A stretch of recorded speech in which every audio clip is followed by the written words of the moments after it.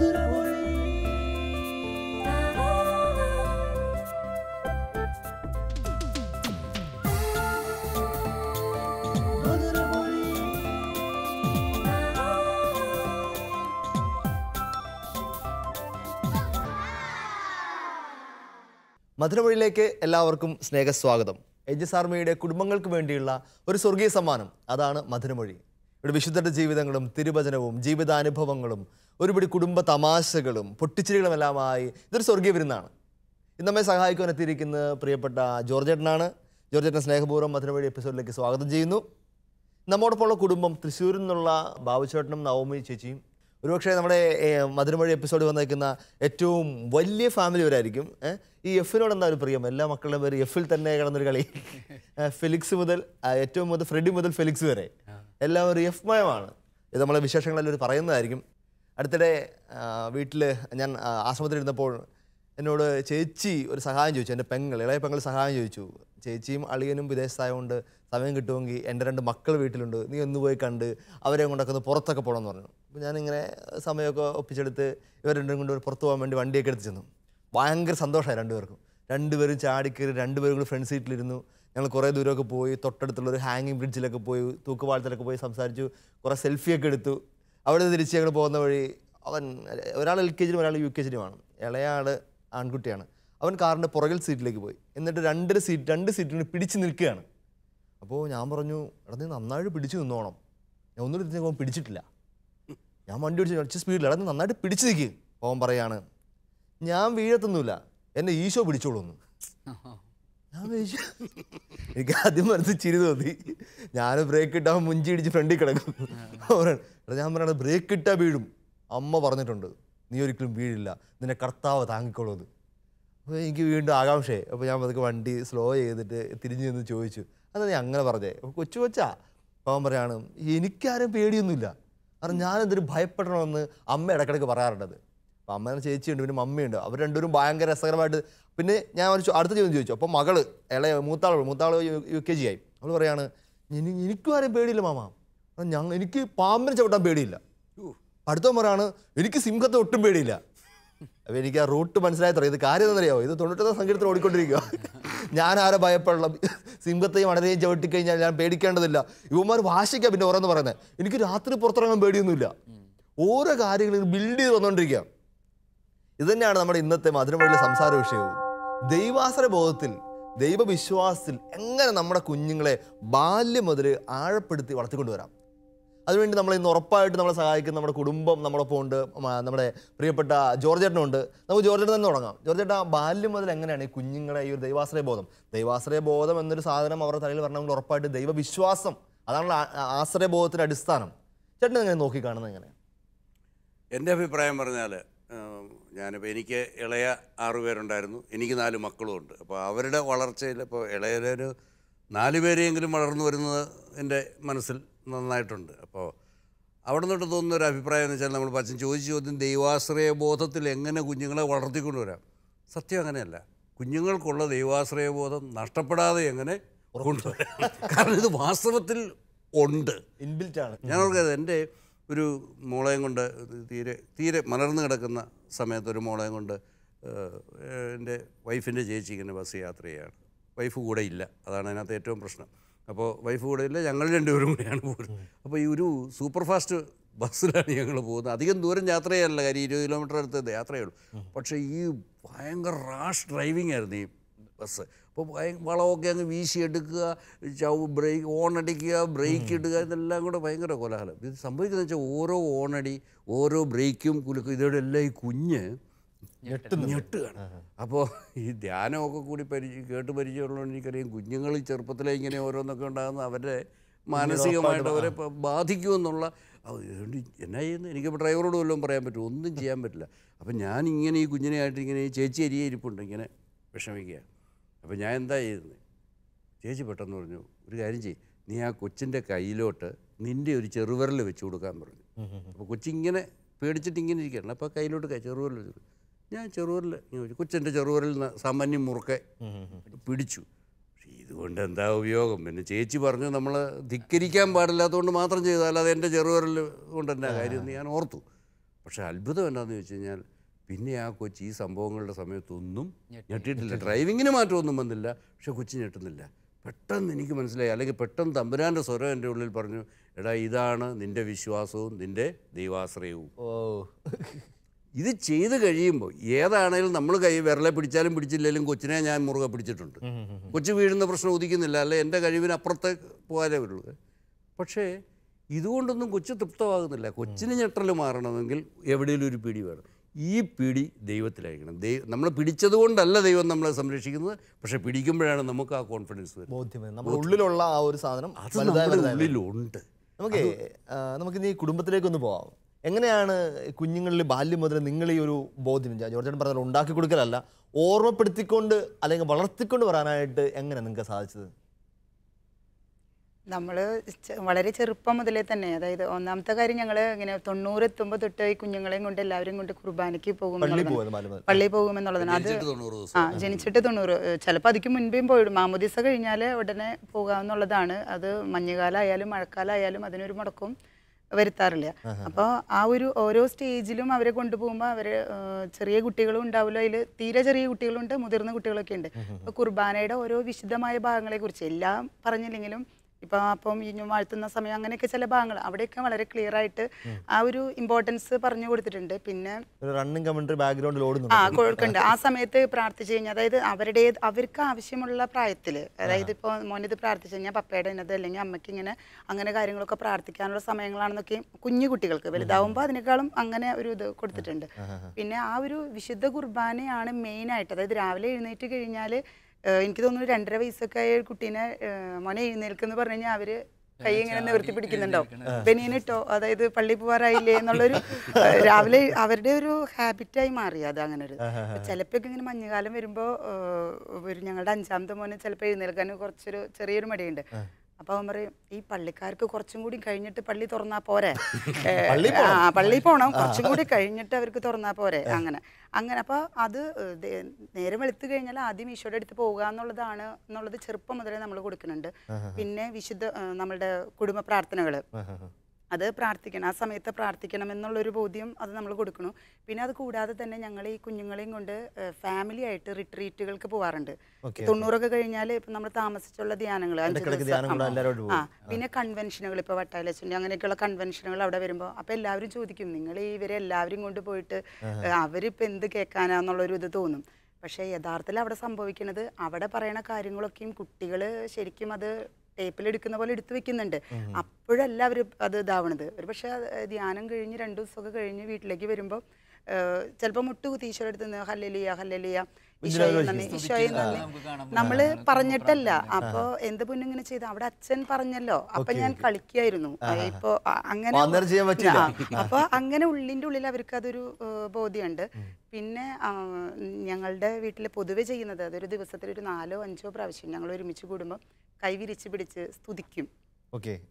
അത് ഏത് സാഹചര്യത്തിലൂടെ ഞങ്ങൾ കടന്നു വരും, സന്തോഷമായാലോ ദുഃഖമായിക്കോട്ടെ, ഇപ്പോൾ എന്തെങ്കിലും വലിയൊരു പ്രശ്നം, നമ്മളിപ്പോൾ ഒരു ഫൈനാൻഷ്യൽ പ്രോബ്ലം നേരിടാനുണ്ട്, അങ്ങനെ എന്ത് വന്നാലും എല്ലാവരും കൂടി ഒരുമിച്ച് സ്തുതിക്കുക എന്നുള്ളതാണ് ഞങ്ങളുടെ ശക്തമായൊരു പ്രാർത്ഥന. അപ്പോൾ ചെറിയ കുട്ടികൾ മുതൽ കാണുന്നത് പ്രാർത്ഥിക്കുക എന്ന് പറഞ്ഞു കഴിഞ്ഞാൽ ഈശോനെ സ്തുതിക്കുക, അല്ലെങ്കിൽ പ്രശ്നങ്ങൾ എന്തെങ്കിലും ഉണ്ടായി കഴിഞ്ഞാൽ ഉടനെ സ്തുതിക്കുക എന്നുള്ളൊരു ബോധ്യം അവരുടെ ഉള്ളിൽ.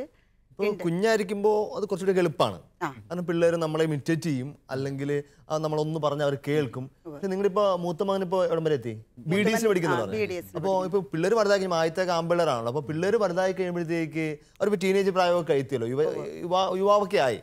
ഇപ്പൊ എങ്ങനെ അവൻ ഈ ഒരു കാര്യങ്ങളൊക്കെ നോക്കുന്നത്? അപ്പോൾ ഇങ്ങനെ വരുമ്പോൾ ഇപ്പോൾ വളരെ അടുത്ത് ഞങ്ങൾക്ക് ഉണ്ടായ, അപ്പം നമ്മളൊരു ചെറിയൊരു കനലിട്ട് കൊടുത്താൽ ആ സമയം വരുമ്പോൾ താളി കത്തിക്കോളും എന്നുള്ളത് ഉറപ്പായിട്ടുള്ളൊരു സന്ദർഭം. ഇപ്പോൾ ഒരു അനുഭവം പറയാനുള്ളത്, ഈ മോൻ BDSന് ആദ്യം ഹോസ്റ്റലിൽ നിന്നിരുന്നു. പക്ഷെ അവിടുത്തെ ഫുഡ് അത്രയ്ക്ക് അങ്ങോട്ട് ശരിയാവാതെ വന്നപ്പോൾ വീട്ടിൽ ഫ്രിഡ്ജില്ല, അപ്പോൾ അവനത് ശരിയായില്ല, അപ്പോൾ അതുകൊണ്ട് പോന്നു.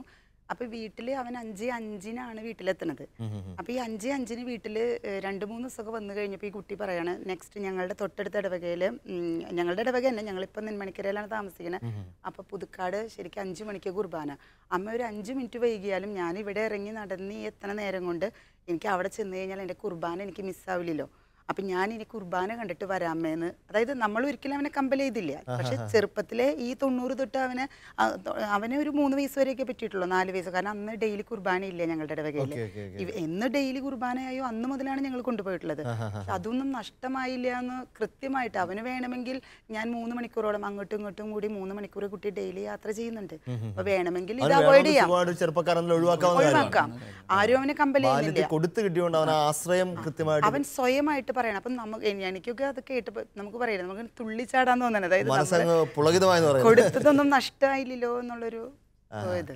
എനിക്കൊരു സംശയമുണ്ട്. അതായത് ഇപ്പോൾ നിങ്ങൾ പറഞ്ഞല്ലോ, നിങ്ങൾക്ക് കുഞ്ഞുങ്ങൾ കിട്ടാൻ വേണ്ടി, അതായത് നമ്മൾ എന്തെങ്കിലും ഹാർഡ്ഷിപ്സ് വരുമ്പോൾ, ബുദ്ധിമുട്ട് വരുമ്പോൾ തമ്പുരാൻ്റെ മുമ്പിൽ കരങ്ങൾ ഉയർത്തി പ്രാർത്ഥിക്കുന്നു, അല്ലെങ്കിൽ ബുദ്ധിമുട്ട് വരുമ്പോൾ, അതൊരു പ്രധാനപ്പെട്ട കാര്യമാണല്ലോ. അതായത് സാധാരണ നമുക്ക് പിള്ളേരോട് പറയാം. ഞാൻ ഈ അടുത്തിടെ വളരെ ഒരു കാര്യത്തിൽ ബുദ്ധിമുട്ട് അനുഭവിച്ചതാണ്. ഒരു കുഞ്ഞിൻ്റെ ഇടയ്ക്ക് സംസാരിക്കാൻ വന്നു കഴിഞ്ഞപ്പോഴത്തേക്ക് അവനോട് സംസാരിക്കണമെന്നൊക്കെ പറഞ്ഞു. എല്ലാം കഴിഞ്ഞ് പേരൻസ് പറഞ്ഞു സംസാരിപ്പിക്കണമെന്ന് പറഞ്ഞു. എല്ലാം കഴിഞ്ഞ് ഞാൻ അവനോട് സംസാരിച്ചു, മോനെ നിനക്ക് ആക്ച്വലി ദൈവത്തിൽ വിശ്വാസം ഉണ്ടെന്ന് ചോദിച്ചു. അവൻ്റെ സംസാരത്തിൽ എനിക്ക് അങ്ങനെ ഫീൽ ചെയ്തു. അപ്പോൾ അവൻ പറയാണ്, അച്ഛാ I don't believe in God because there is no God exist. അങ്ങനെ ദൈവമില്ല. ചോദിച്ചു, പിന്നെ നീ എന്താണ് സംസാരിച്ചത്? പപ്പ പറഞ്ഞു സംസാരിക്കാനായിട്ട്. ഞാൻ ദൈവമേ അങ്ങനെ ഒരാളാണല്ലോ ഞാൻ സംസാരിപ്പിച്ചു. ഞാൻ ഞെട്ടിപ്പോയി. അത് ചോദിച്ചു, മനെന്താ അങ്ങനെ പറയാൻ കാര്യം? അച്ഛാ ഞാൻ 10th നല്ല മാർക്ക് പാസ്സായതാണ്. അവനാണ് 98-99% മാർക്കുണ്ടായിരുന്നു. 12th അതുപോലെ തന്നെ അവൻ സ്കൂളിലെ ടോപ്പറായിട്ട് പാസ്സായതാണ്. അത് ഞങ്ങളുടെ എഞ്ചിനീയറിംഗ് മെഡിസിൻ അഡ്മിഷൻ കിട്ടാൻ വേണ്ടി അവൻ ഒരു എൻട്രൻസ് കോച്ചിങ്ങിന് പോയി. അവിടെ 70 പേര് പഠിക്കുന്നവൻ 68ാം സ്ഥാനമായിപ്പോയി. അവൻ പറയാണ്, എൻ്റെ അപ്പ എന്നോട് പറഞ്ഞിരുന്നു, നീ പഠിച്ചാൽ പ്രാർത്ഥിച്ചാൽ ദൈവം തരും. എനിക്ക് പ്രാർത്ഥിച്ചപ്പോൾ ദൈവം തന്നു. ഇപ്പം ഞാൻ പ്രാർത്ഥിച്ച ദൈവം തരുന്നില്ല. ഞാൻ അവിടുത്തെ ഒരു ഫൂളാണ്. അവൻ പറയാണ്, അച്ഛാ ഞാൻ അവിടുത്തെ ഒരു ഫൂളാണ് ഇൻസ്റ്റിറ്റ്യൂട്ടിൽ, ഏറ്റവും പഠിക്കാത്ത ഏറ്റവും പൊട്ടപ്പയ്യൻ. അപ്പോൾ ഞാൻ അങ്ങനെ ദൈവമില്ല, ദൈവം കൊണ്ട് ഞാൻ ഫൂളാവുമോ? ഇതിപ്പോൾ സാധാരണ ഒരുമാതിരി എല്ലാ ഫാമിലിയും ഫേസ് ചെയ്യുന്ന പ്രശ്നമാണ്. കുഞ്ഞിനെ മുതൽ നമുക്ക് ചോദിച്ചാൽ അപ്പം തരും, നമ്മൾ പിള്ളേർ തമ്പാച്ച് തരും എന്നൊക്കെ പറഞ്ഞ് പഠിപ്പിക്കും. പക്ഷേ ഈ ഒരു പ്രശ്നങ്ങളുടെ സമയം വരുമ്പോൾ കുഞ്ഞുങ്ങൾ അങ്ങനെ പ്രതികരിക്കുന്നത്. ഇപ്പോൾ പിള്ളേരൊക്കെ വലുതായല്ലോ, അപ്പോൾ ബുദ്ധിമുട്ടുകളുടെ സമയം വരുമ്പോൾ ദൈവാശ്രയ ബോധമൊക്കെ ചോദ്യം ചെയ്യപ്പെടുന്ന അവിടെയാണല്ലോ. അപ്പോൾ അങ്ങനെ വരുമ്പോഴത്തേക്ക് നിങ്ങൾ എങ്ങനെയാണ് അതിനെ നേരിടുന്നത്? എങ്ങനെ? അത് ഒരിടയിൽ ഇപ്പം ഞങ്ങളുടെ ഹസ്ബൻഡിന് ആദ്യം ബിസിനസ്സായിരുന്നു. അപ്പോൾ ഈ ബിസിനസ് പെട്ടെന്നൊരു തകർച്ചയിലേക്ക് വരികയാണ്. അത് വരുന്ന സമയത്ത് ഒരു ഞങ്ങൾക്ക് എതിരായിട്ടൊരു ലൈസൻസിൻ്റെ പ്രശ്നത്തിന് വേണ്ടിയിട്ട് അത് ഒരു കേസ് ഒക്കെ പ്രശ്നം വന്നപ്പോൾ നമുക്കത് ക്ലോസ് ചെയ്യേണ്ടി വന്നു. പക്ഷേ അങ്ങനെ ആ ക്ലോസ് ചെയ്ത് വന്നത് ശരിക്കും പറഞ്ഞാൽ ഞാനിന്നത് വലിയൊരു സന്തോഷം പോലെ എനിക്ക് തോന്നുന്നത്. അന്നൊരു വിഷമം തോന്നിയെങ്കിലും പക്ഷെ ആ ബിസിനസ് അല്ല കർത്താവ് എനിക്ക് ഇതാക്കിയിട്ടുള്ളത്. എനിക്ക് തന്നൊരു റൂട്ട് ഈ കുഞ്ഞുങ്ങളും അവരുടെ കൂടെ ആയിരിക്കാനുള്ളൊരു അവസ്ഥയെ തമ്പുരാൻ തന്നെ എനിക്ക്. പക്ഷെ അത് അന്ന് അത് അവസാനിപ്പിച്ചെങ്കിലും വിഷമമുണ്ടായെങ്കിൽ പോലും ഇപ്പോൾ അത് വളരെയധികം സന്തോഷത്തിൽ. മക്കൾ എങ്ങനെയാണ് ഈ ഒരു അവസ്ഥ കടന്നു പോയപ്പോഴത്തേക്ക്? അപ്പോൾ അവർക്ക് അങ്ങനെ ഒരു ഭയങ്കര ഞങ്ങൾക്ക് സാമ്പത്തികമായിട്ടുള്ള ഒരു ബുദ്ധിമുട്ടവസ്ഥകൾ വന്നപ്പോൾ പക്ഷെ അവർ എന്ത് കാര്യം അവരോട് കൂടെ നമ്മളത് ചർച്ച ചെയ്ത് ഇട്ടാണ് ഇങ്ങനെ ബുദ്ധിമുട്ടുള്ള അവസ്ഥകൾ പറഞ്ഞപ്പോൾ കുട്ടികൾ വളരെയധികം അതിനോട് പോസിറ്റീവായിട്ട് എടുത്തത്.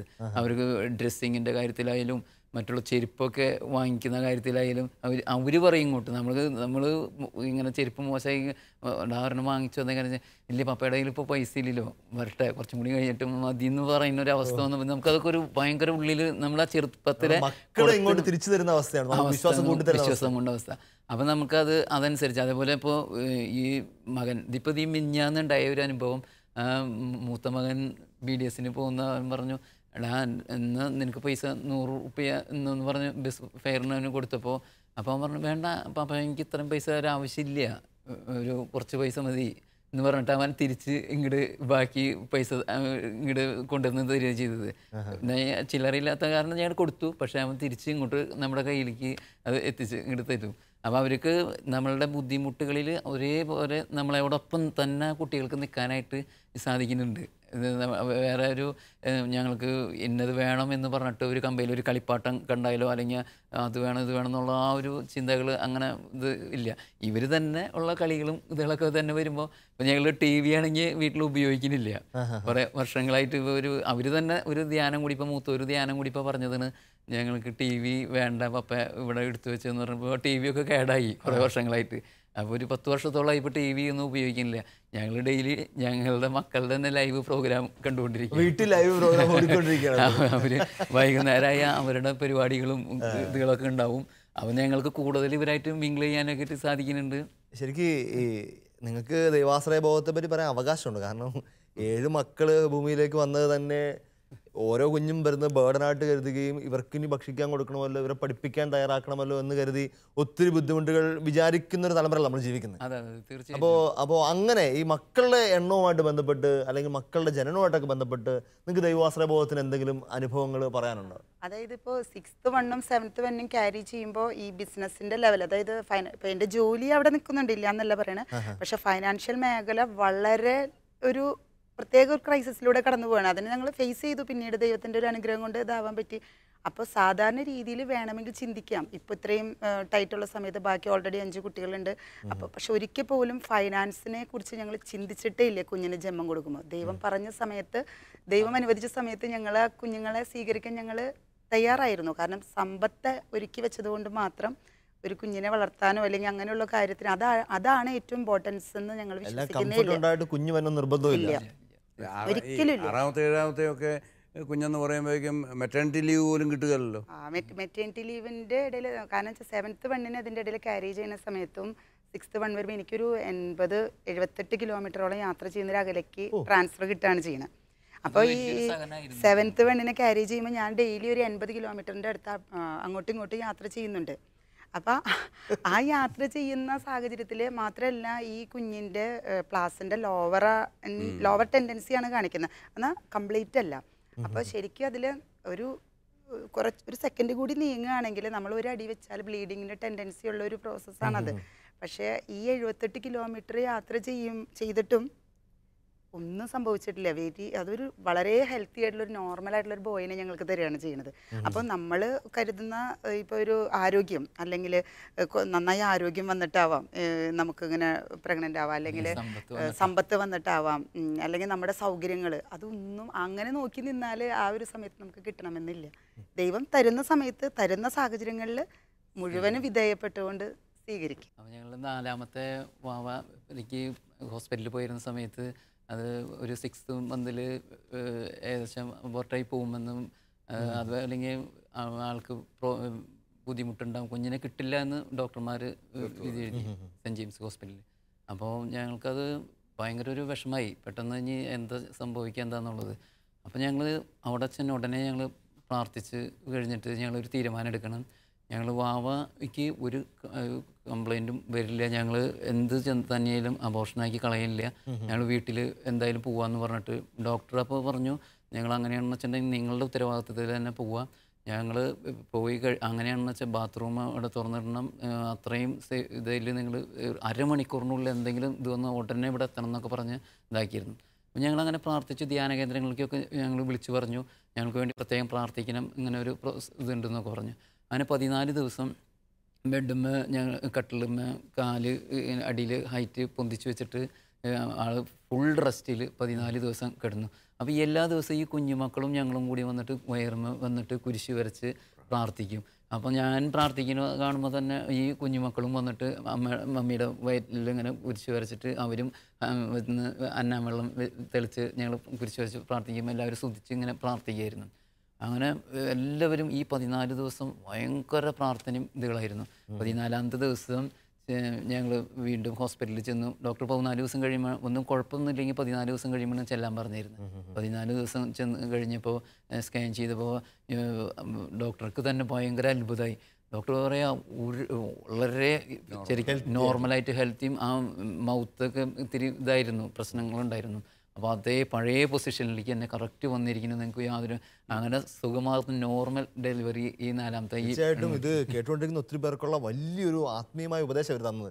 കാരണം ഈ കിടക്കുന്നതിൻ്റെ ഇടയിൽ പല ദിവസങ്ങളിലും നമുക്ക് ശരിക്കും ഡെലിവറി പെയിൻ വരുന്നുണ്ട്. അതായത് വയറ് ടൈറ്റ് ആവും, അങ്ങനെ അതിൻ്റെതായത് ആ സമയത്ത് 12 മണി നേരത്തൊക്കെ ആവും ചിലപ്പോൾ അതങ്ങനെ വരുന്ന വണ്ടി എടുക്കാൻ വേണ്ടിയിട്ട് കീ എടുക്കാൻ വരുന്നുണ്ടെങ്കിൽ ഞാൻ പറയാം, അല്ല മക്കളെ വിളിച്ചൊന്ന് സ്തുതിക്കാൻ പറയുന്ന പറയുമ്പോൾ അവർ ഒരു 5 വയസ്സൊക്കെയുള്ള കുട്ടികളാണ്, 4 വയസ്സൊക്കെ 12 മണി സമയത്ത് വിളിച്ചാലും ഉടനടി എഴുന്നേൽക്കുന്നു, രാത്രി എഴുന്നേൽക്കുന്നു. ഈ വയറിന് നേരെ കൈ വെച്ചിട്ട് സ്തുതിച്ച് പ്രാർത്ഥിക്കുമ്പോൾ എനിക്കത് ഫീൽ ചെയ്യാണ്, വയറ് റിലാക്സ് ചെയ്ത് വരുന്നു. പിന്നെ അയ്യോ പപ്പ ഇനിയിപ്പോ പോണ്ട കുഴപ്പമില്ല. അങ്ങനെ 2-3 ദിവസം അനുഭവങ്ങളില് അതുകൊണ്ട് എന്തുകൊണ്ട് മൂത്തവർക്കെല്ലാം ഈ കുഞ്ഞുവാവ വരാൻ കൊതിയായി, കുഞ്ഞുവാവ അവരുടെ സ്വന്തമായി, അവരുടെ സ്വന്തം എന്നുള്ളതാണ് ഏറ്റവും പ്രത്യേകത. ഏറ്റവും രസം എന്താന്ന് വെച്ച് കഴിഞ്ഞാല് ഞങ്ങൾക്ക് ഒരു മോളേ ഉള്ളൂ. അപ്പൊ ഈ മോളാക്കാണ് ഈ പ്രോബ്ലം വന്നിട്ടുള്ളത്. അപ്പൊ അവൾക്ക് മുകളിൽ 3 ബോയ്സ്, താഴെ 3 ബോയ്സ്. അപ്പൊ ഇവരെ കൂട്ടിക്കൊണ്ട് പോണ ഒരു ശരിക്കും ഞങ്ങളുടെ രാജകുമാരിയാണ് സെന്റർ ഓഫ് അട്രാക്ഷൻ എന്ന് പറഞ്ഞ പോലത്തെ ഒരു ഇത്. ആ ഒരു അപ്പൊ അത്രയും 3 പോയി. അപ്പൊ ഇവരെന്തെങ്കിലും പറയുമ്പോ ഇങ്ങനെ ഇത് പറയുമ്പോ ഞങ്ങൾ 3 ആങ്ങളമാര് എത്രമാത്രം പ്രാർത്ഥിച്ചിരുന്നറിയാം. രാത്രിയിൽ ഉറക്കം പോലും കളഞ്ഞിട്ടാണ് ഞങ്ങൾ പ്രാർത്ഥിച്ചിട്ടുള്ളത്. അപ്പൊ എന്തെങ്കിലും ഇവളോട് ഇപ്പൊ എന്തെങ്കിലും ഡ്രസ്സ് ആ ഡ്രസ്സ് എടുക്കാൻ അപ്പൊ ഇവിടെ ഒന്ന് വെയിറ്റ് പിടിക്കുന്ന പോലെ ഇങ്ങനെ പറയുമ്പോൾ നീ അത്രയ്ക്കൊന്നും പറയണ്ട, ഞങ്ങൾ രാത്രിയിൽ ഉറക്കൊളിച്ചിരുന്ന് പ്രാർത്ഥിച്ചിട്ടുള്ളതാണ് വന്നിട്ടുള്ളത്. അങ്ങനെ പോലും അത്രയ്ക്കും അതൊരു അനുഭവമായിരുന്നു കേട്ടോ. നിങ്ങൾക്ക് ഇങ്ങനെ പ്രത്യേകിച്ച് കണ്ടിരിക്കുന്നവരായിട്ട് ദൈവാനുഭവത്തിന് വളരെ എക്സ്പ്ലിസിറ്റ് ആയ അനുഭവങ്ങൾ എന്തെങ്കിലും കർത്താവ് ഇടപെട്ടു, തൊട്ടു, കർത്താവ് തൊട്ടില്ലെങ്കിൽ അവിടെ നടക്കില്ല എന്ന് പറയുന്ന എന്തെങ്കിലും അനുഭവങ്ങൾ, ജീവിതാനുഭവങ്ങൾ പങ്കുവെക്കാൻ വേണ്ടിയുണ്ട്? അത് ഒരു ദിവസം ഞങ്ങളൊരു ഫംഗ്ഷന് പോകുന്ന സമയത്ത് അപ്പോൾ ഞങ്ങൾ പോകുമ്പോൾ വണ്ടി എല്ലാവരും ഹന്നാൻ വെള്ളം കൊണ്ട് മമ്മീനെ എല്ലാവരും കുരിശ് വരപ്പിക്കുക. വീട്ടിൽ നിന്ന് ഇറങ്ങുന്നതിന് മുമ്പ് അവന് കുരിശ് വരപ്പിക്കും. ആ വണ്ടിയിലെ സ്റ്റീറിങ്ങുമ്പോൾ കുരിശ് വരയ്ക്കും. മൊത്തം വണ്ടി ഫുള്ള് അന്നാൻ വെള്ളം കൊണ്ട് തെളിച്ചിട്ട് ഞങ്ങൾ ഇറങ്ങുള്ളൂ. ക്ഷമിക്കാനായിട്ട് ഒന്നിടക്കി കയറുകയാണ്. തീർച്ചയായിട്ടും എന്നെ സംബന്ധിച്ചൊരു വലിയൊരു പുതിയ അറിവ് തന്നെയായിരുന്നു.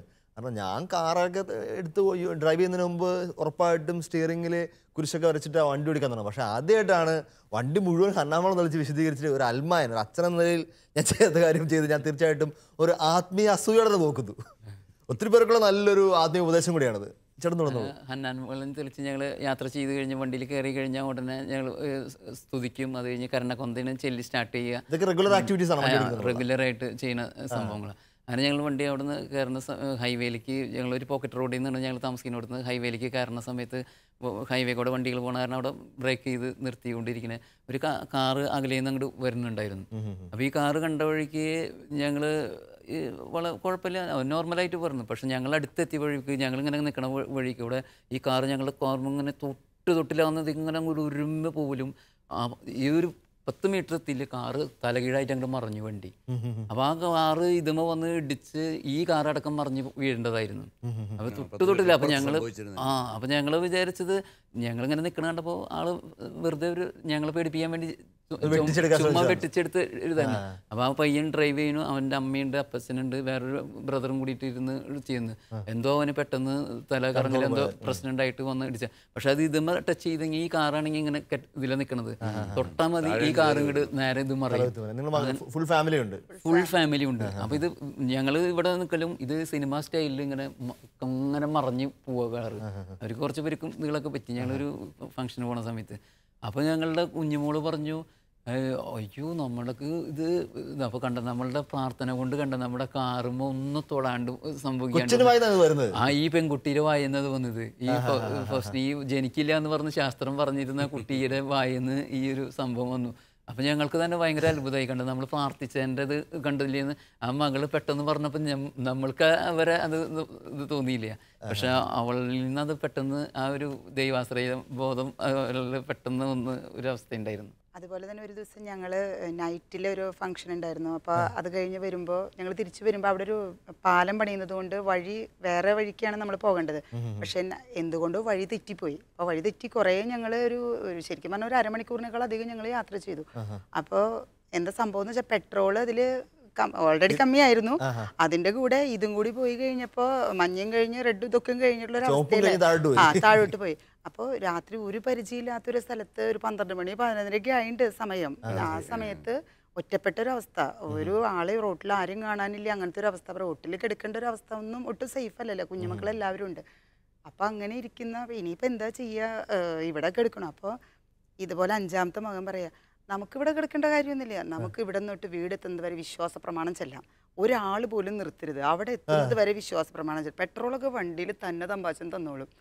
അത് പറയല്ല, നമ്മൾ പറയാം റെഡി 1 2 3 പറയുന്ന പോലെ എല്ലാവരും ഒരുമിച്ച് പറയാൻ പറ്റാവുന്നവരെല്ലാവരും ഒരുമിച്ച് അത് സ്റ്റാർട്ട് ചെയ്യുന്നു. അപ്പം നമ്മളും ഒപ്പം, അതായത് നമ്മൾ അന്ന് കൊടുത്തതൊക്കെ ഇപ്പം കിട്ടുകയാണ്, തിരിച്ച് കിട്ടുകയാണ്. അപ്പം ഞങ്ങളും പപ്പയും മമ്മിയും എല്ലാവരും അടക്കം ഒരുമിച്ച് ചെല്ലുന്നു. വീട്ടിലെത്തി കഴിഞ്ഞിട്ടും പെട്രോൾ കഴിഞ്ഞാൽ മാത്രം തിരിച്ച് പിറ്റേ ദിവസം രാവിലെ പെട്രോൾ പമ്പിൽ എത്തുന്നത് വരെയുള്ള പെട്രോൾ കൂടിയാലും ബാക്കിയായിരുന്നു. വിശ്വാസ പ്രമാണത്തിന്റെ ശക്തി തിരുസഭയിലെ ഭയങ്കരമായിട്ടുള്ള വലിയൊരു ആത്മീയ സമ്പത്ത് തന്നെയാണ്. കാരണം തിരുസഭ തമ്പുരാൻ നമുക്ക് നൽകിയ എല്ലാ കൃപകളും സ്വർഗം മുതൽ ഇങ്ങ് വരെയുള്ള എല്ലാ കാര്യങ്ങളും അനുസ്മരിക്കുന്നതാണ് ഏറ്റവും ശക്തമായ പ്രാർത്ഥന വിശ്വാസ പ്രമാണം. മക്കളെ ഇടയ്ക്കിടയ്ക്ക് ഈ ഒരു പ്രാർത്ഥന തുടർച്ചയായിട്ട് ചൊല്ലിക്കുന്നത് ഒത്തിരി ആത്മീയ മേഖല തുറന്നു കിട്ടാനും ഒത്തിരി ബന്ധനങ്ങൾ അഴിയാനുള്ള പ്രധാനപ്പെട്ട പ്രാർത്ഥനയാണ്. അപ്പം അത് ഇതപ്പോൾ മോനെ എന്താ നീ അങ്ങനെ പറഞ്ഞു പറയാം, അമ്മ പറയാറില്ലേ വാവേനെയും കൊണ്ട് യാത്ര ചെയ്യുന്ന സമയത്ത് അല്ലെങ്കിൽ ജോലിക്കൊക്കെ പോണ സമയത്ത് സ്റ്റെപ്പ് കയറുമ്പോൾ എനിക്കിങ്ങനെ സ്റ്റെപ്പ് കയറാൻ കുറച്ച് ബുദ്ധിമുട്ടായിരിക്കും 8ാമത്തെ മാസം അതൊക്കെ ആകുമ്പോഴൊക്കെ. അപ്പം ഞാൻ എന്താ ചെയ്യാൻ വെച്ചാൽ ഓരോ സ്റ്റെപ്പ് കയറുന്ന സമയങ്ങളിൽ സ്റ്റെപ്പ് കയറുന്ന സമയത്തും വിശ്വാസ പ്രമാണം ചൊല്ലും. പക്ഷേ വിശ്വാസ പ്രമാണം ചൊല്ലിക്കൊണ്ട് കുഞ്ഞിൻ്റെ വയറിൽ ഇങ്ങനെ അവിടെ കൈവച്ചുകൊണ്ടാണ് ഞാൻ ഓരോ സ്റ്റെപ്പും കയറുക. അത് ഞാൻ ഇവിടെ വന്ന് ഇവരുടെ അടുത്ത് ഷെയർ ചെയ്യാണ്ട്. അപ്പം ഞാൻ അവരോട് പറയും, അങ്ങനെ കയറുമ്പോൾ സ്റ്റെപ്പ് കയറുന്നതായിട്ട് അമ്മയ്ക്ക് തോന്നുന്നില്ല, സാധാരണ നടക്കുന്നത് പോലെ തോന്നുന്നു. അതെനിക്ക് പെട്ടെന്ന് ഓർമ്മ വന്നു അമ്മേ. അപ്പോൾ ഞാൻ നോക്കുമ്പോൾ അപ്പോൾ തമ്പാച്ചൻ സാധിക്കാത്ത കാര്യങ്ങൾ ഇതങ്ങോട്ട് ചെല്ലിയാൽ കിട്ടുമെന്നുള്ളൊരു ബോധ്യം. അതിന് മറ്റൊരു വലിയ കാര്യം കൂടി ഉണ്ട്. കുഞ്ഞുദരത്തിലായിരുന്നപ്പോൾ തന്നെ അമ്മ വിശ്വാസപൂർവ്വം ചെയ്ത കാര്യങ്ങൾ കുഞ്ഞൊരു വലിയ പ്രായം എത്തിക്കഴിഞ്ഞപ്പോഴത്തേക്ക് പ്രത്യേകിച്ച് പ്രശ്നങ്ങളുടെ സമയത്ത് കൃത്യമായിട്ട് തിരിച്ചു തരിക. വലിയ കാര്യം. ശരിക്കും അത് ഭയങ്കര ഒരു ഇതായിട്ട് തോന്നിയിരുന്നു അന്ന് ഞങ്ങൾക്ക്. അത് ഈ മോൻ കുർബാനയ്ക്ക് പോകട്ടെ എന്ന് പറഞ്ഞപ്പോഴും അതുപോലെ ഇങ്ങനത്തെ ചില സന്ദർഭങ്ങളിൽ അപ്പം ഞങ്ങളോട് ചോദിക്കും, നിങ്ങൾ എന്തിനാ എല്ലാവരും കൊണ്ട് ഇപ്പൊ എല്ലാ ധ്യാനത്തിനും പോകണം, എല്ലാ ആ ചോദിക്കുന്നതിനൊക്കെയും നമ്മൾ അന്ന് പിന്നീട് കിട്ടാനുള്ള വിതയ്ക്കാൻ വേണ്ടി പോവുകയാണ്. അതുപോലെ തന്നെ ഞങ്ങളുടെ വീട്ടിൽ ഒരു ദിവസം ഒരു രസകരമായ സംഭവം ഉണ്ടായിരുന്നത്, ഞങ്ങൾ രണ്ടുപേരും വീട്ടിലില്ല, മക്കൾ മാത്രം വീട്ടിൽ. അപ്പോൾ ക്ലാസ് കഴിഞ്ഞ് വരിക, ഒരു ആന പെട്ടെന്ന് മതിച്ചു വന്നു വീട്ടിലേക്ക്. ആന ഓടി വന്നു വീട്ടിലേക്ക്, വിളകി മതം ഇതായിട്ട് പെട്ടെന്ന് ആന ഇളങ്ങി. അപ്പോൾ ഹൈവേയിൽ ആ ആനേനെ വണ്ടിയിൽ കയറ്റുന്ന സമയത്ത് പാപ്പാനൊന്ന് അടിക്കുക എന്നിട്ട് ചെയ്തു. പെട്ടെന്ന് ഒരു ഹോൺ അടിക്കുന്ന സമയത്ത് ആന അങ്ങോട്ട് വരണ്ട് ഓടി ഹൈവേന്ന് ഞങ്ങളുടെ വീട്ടിൻ്റെ അവിടേക്ക് വലിയൊരു പറമ്പുണ്ട്, അത് കഴിഞ്ഞിട്ട് വേണം വരാനായിട്ട്. അപ്പോൾ ഈ ആന വരുന്ന സമയത്ത് ആനയ്ക്ക് കയറി അങ്ങോട്ട് വരാനുള്ളൊരു വീതി മാത്രമേ ഉള്ളൂ വീട്ടിലേക്ക്. പിന്നെ ഈ അത്രയും വരണ്ട ഓടിയത്, പാപ്പന്മാർ പിന്നാലെയും ഓടി വന്നു. അത് കഴിഞ്ഞ് അപ്പം ഞങ്ങൾ ഇതൊന്നും അറിയുന്നില്ല, ഞങ്ങൾ രണ്ടുപേരും കൂടി അപ്പോൾ ദൈവം നമ്മളെ ശരിക്കും താങ്ങുന്നതെന്ന് വെച്ചാൽ മറ്റുള്ളവർക്ക് നമ്മളൊരു സഹായം ചെയ്തു കൊടുത്ത ദൈവം അവിടെ അപ്പോൾ അതിന് അപ്പോൾ ഓൺ ദി സ്പോട്ട് സഹായിച്ചെന്നുള്ളതിന്. ഈ ആന വരണ്ട അങ്ങോട്ട് ഇതിൻ്റെ അവിടേക്ക് വരുമ്പോൾ ഈ കുട്ടികളങ്ങോട്ട് സ്കൂളിൽ നിന്ന് വന്ന് എല്ലാ 5 മക്കൾ ആ സമയത്ത് അവർ കയറി ഇങ്ങോട്ട് വരുന്ന സമയത്താണ് ഇതുണ്ടായിരുന്നത്. ഒരു വേഗം അകത്ത് കയറി ഇതടക്കിലും ഈ ആന ഞങ്ങളുടെ വീടിൻ്റെ അവിടേക്ക് വന്ന് ഇതിങ്ങനെ നോക്കി ഇങ്ങനെ നിന്ന് കഴിഞ്ഞിട്ട് അതേ മാതിരി തന്നെ പുറകിലേക്ക് ഇങ്ങനെ ബാക്ക് അടിച്ച് തിരിയാനായിട്ട് സ്ഥലമില്ല, ആനയ്ക്ക് തിരിയാനായിട്ട് തോന്നിയില്ല. ആൾ വളരെ ശാന്തമായിട്ട് ഇങ്ങോട്ട് ഇറങ്ങി. അപ്പോൾ ഈ പാപ്പാമാർ തന്നെ അത്ഭുതപ്പെട്ട് അവർ പറയാ, ഈ ആന ഇങ്ങനെ അടഞ്ഞിട്ട് അത് കുത്തി തീർന്നാൽ എന്തെങ്കിലും ചെയ്തിട്ടേ അത് അടങ്ങാറുള്ളൂ, ഇറങ്ങിക്കഴിഞ്ഞ് ഇങ്ങനെ ബുദ്ധിമുട്ടി. ഇന്ന വരെ ഇത് ഇത്രയും ഇങ്ങനെ ശാന്തമായിട്ട് ഇങ്ങനെ തിരിഞ്ഞ് പോരുന്ന് കണ്ടിട്ടില്ലാന്ന്. അപ്പം ഞങ്ങൾ എല്ലാ ദിവസവും ഞങ്ങൾ മാലാഖമാരെയും ഇതൊക്കെ സംരക്ഷണത്തിൽ ഞങ്ങൾ പ്രാർത്ഥിക്കാറുണ്ട് ഞങ്ങൾ വീടിനും ഇതിനെ കുറിച്ചിട്ട്. അപ്പം ഞങ്ങൾ പ്രയറിൽ ഞങ്ങളിത് പ്രയറിൽ ഞങ്ങളൊരു എൽഡറായിട്ടുള്ള ആളുകൾ ഞങ്ങൾ പ്രാർത്ഥിച്ചപ്പോൾ ആൾ പ്രയറിൽ പ്രാർത്ഥിച്ചപ്പോൾ പറയുന്നത്, ഞാൻ പ്രാർത്ഥിച്ചപ്പോൾ ഇപ്പോൾ കണ്ടതും നിങ്ങൾക്ക് ഈ ആന വരുന്ന അവിടെ നിൽക്കുന്ന സമയത്ത് അവിടെ വലിയൊരു ഇരുമ്പ് വേലി അവിടെ ബ്ലോക്ക് ചെയ്ത് നിർത്തിയേക്കായിരുന്നു. ഈ ആനയ്ക്ക് അവിടെ നിന്ന് അങ്ങോട്ട് കടക്കാനും പറ്റില്ല എന്ന്, ആ ഒരു സ്റ്റെപ്പിന് അങ്ങോട്ട് വെക്കാൻ പറ്റില്ല. അതുകൊണ്ടാണ് ഈ ആന ദയവായി ഇങ്ങോട്ട് വന്ന്.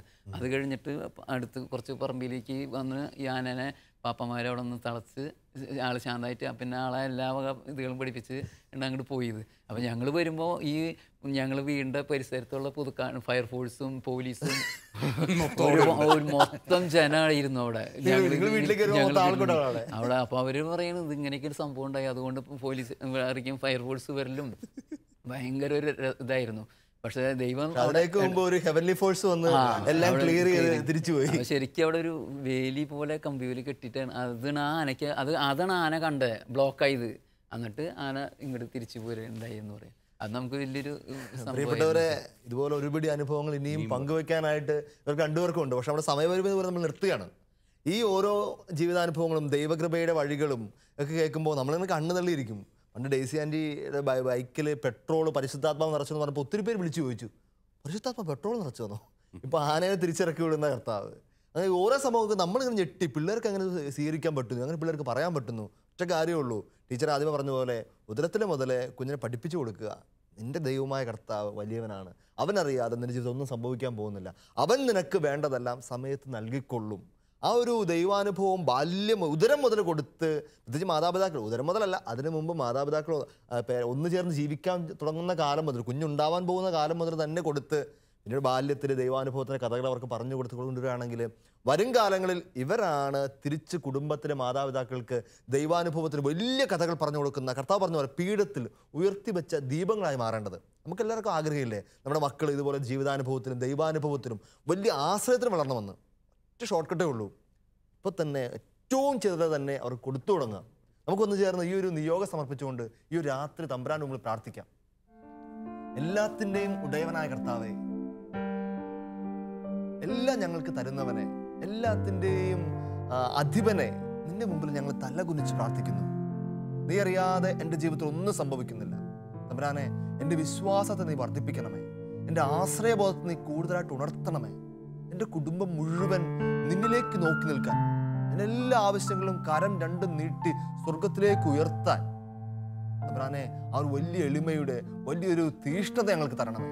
അമ്മ മാതാവേ, എന്നും തമ്പുരാനിലെ 100% കണ്ണും പൂട്ടി അനുസരിച്ചവളെ, ആ ഒരു കൃപയ്ക്ക് വേണ്ടി ഞങ്ങളുടെ കുടുംബത്തിന് വേണ്ടി ഈ നിമിഷം അമ്മ ഞങ്ങൾക്കായി പ്രാർത്ഥിക്കണമേ. നമുക്കൊന്ന് ചേർന്ന് തമ്പുരാന്റെ മുമ്പിൽ തലകുനിച്ച് ആശീർവാദം സ്വീകരിക്കാം.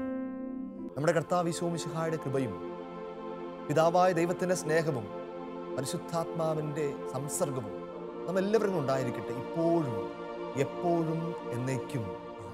ഈശോ മിശിഹായ്ക്ക് സ്തുതിയായിരിക്കട്ടെ. പ്രിയപ്പെട്ടവരെ, ഒരു ചെറിയൊരു ഹോംവർക്ക് എന്നുകൂടിയാണ്. സാധിക്കുമെങ്കിൽ ഈ ഒരു രാത്രിയിൽ കുടുംബം ഒന്നേർന്നിരുന്ന് ബൈബിൾ തുറന്ന് 91 സങ്കീർത്തനം, അത്യുന്നതൻ്റെ സംരക്ഷണത്തെപ്പറ്റി ഒന്ന് ചേർന്ന് ഉറക്കൊന്ന് വായിക്കുക. എന്ന് സാധിക്കുന്ന മാതാപിതാക്കൾ നാളെ വരെ ഉണ്ടായിട്ടുള്ള ജീവിതാനുഭവങ്ങളൊക്കെ മക്കൾക്കായിട്ടൊന്ന് പറഞ്ഞു കൊടുക്കുക. അങ്ങനെ അവരുടെയും ആശ്രയബോധവും വിശ്വാസവും ഉണരട്ടെ. ആമേൻ.